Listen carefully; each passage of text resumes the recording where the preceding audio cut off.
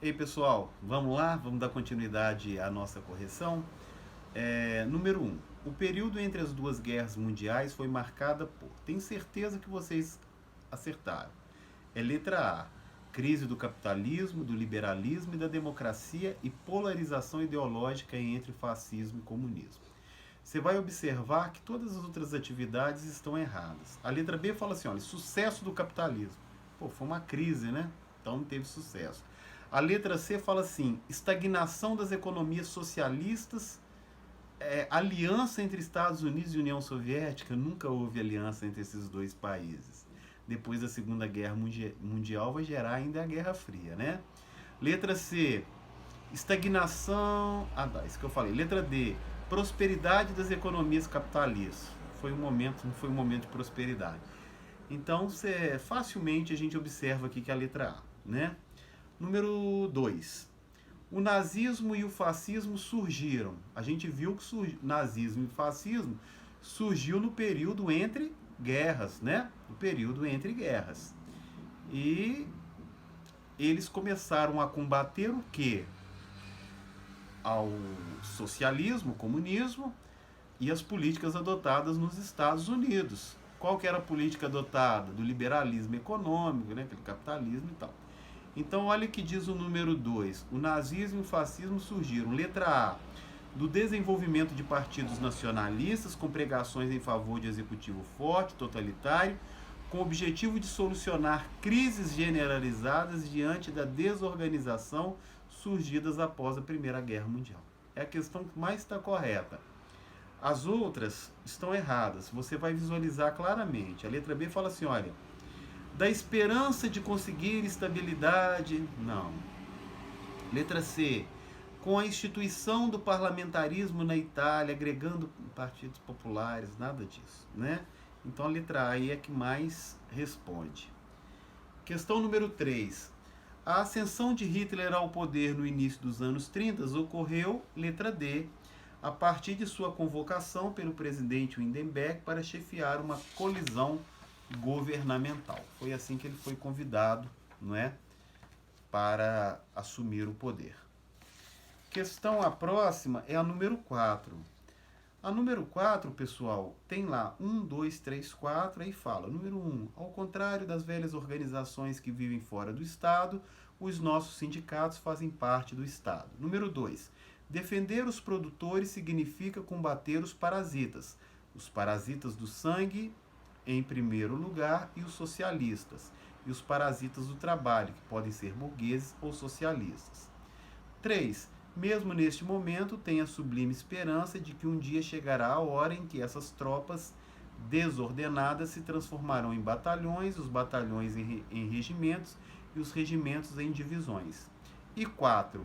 Aqueles que governaram devem saber que têm o direito de governar porque pertencem a uma raça ariana. Aí está assim, olha, nas citações acima, encontramos algumas das principais características do nazismo e do fascismo. Identifique-as ordenadamente. Para mim, pessoal, é a letra B, porque a número 1 está falando de corporativismo, o número 2 está falando de anticomunismo, o 3 está falando de militarismo e o 4 está falando de racismo. Tá? Espero que você tenha acertado aí. 5.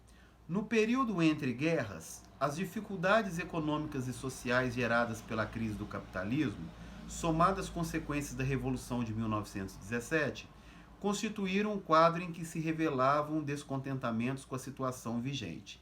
Nessa época, o capitalismo foi questionado, variando, contudo, as interpretações quanto às soluções a serem adotadas, a fascista e a socialista.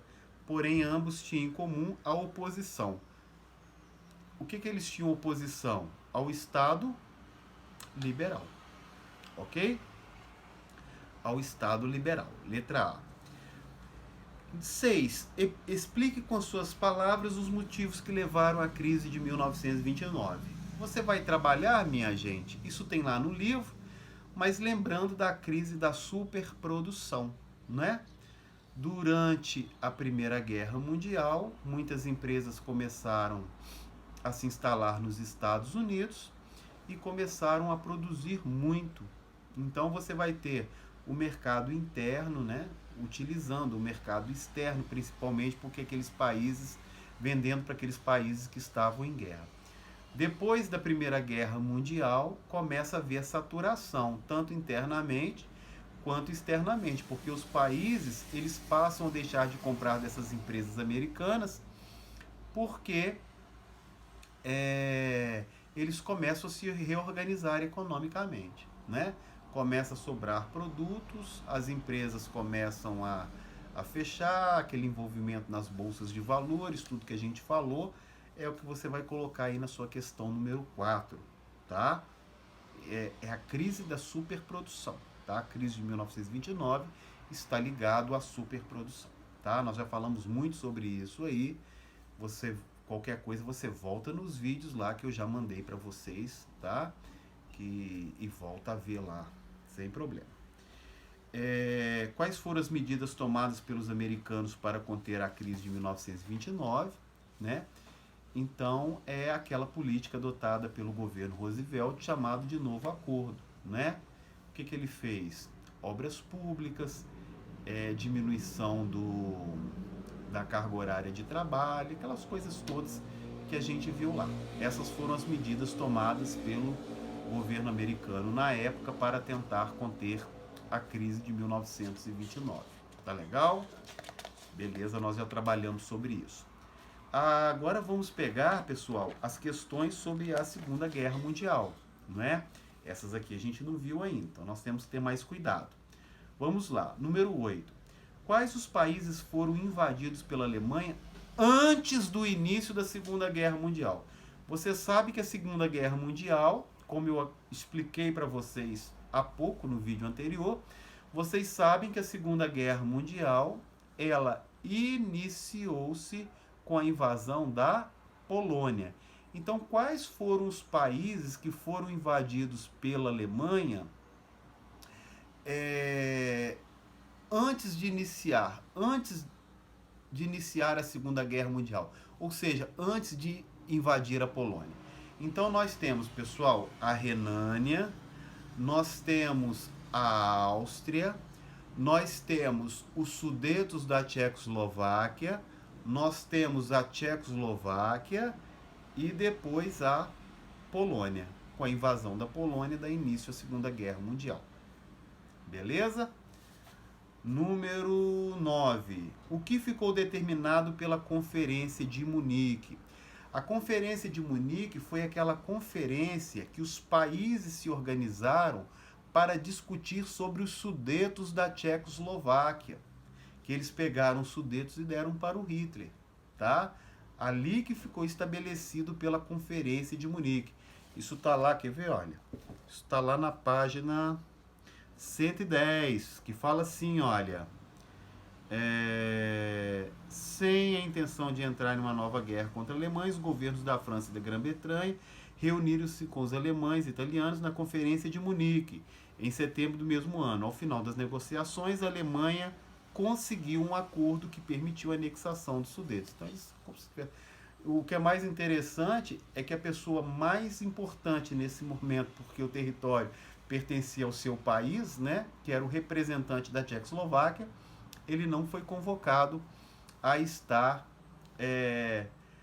nesta reunião, né, para determinar a quem pertenceria a partir daquele momento os Sudetos.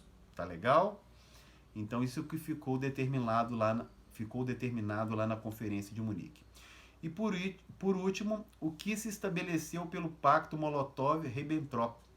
Esse pacto, pessoal, foi o pacto feito entre a Alemanha e a União Soviética, que foi o pacto de não agressão, né? Nesse momento, nenhum país invadiria o outro. Nem a Alemanha invadiria a União Soviética e nem os soviéticos invadiriam a Alemanha. Porém, o Hitler já estava com a cabeça lá na frente, né? Porque no primeiro momento ele queria tomar a invasão das suas partes ocidentais. E logo depois ele vai invadir, sim, a União Soviética. Tá legal? Eu acho que, como nós trabalhamos apenas 2 páginas, eu acho que ficou bem explicadinho. Mas, minha gente, vocês têm meu telefone. E se você não estiver entendendo, pode mandar uma mensagem que do fundo do meu coração, o que eu puder fazer para ajudá-los, eu faço, tá bom? Fiquem com Deus aí, um abraço.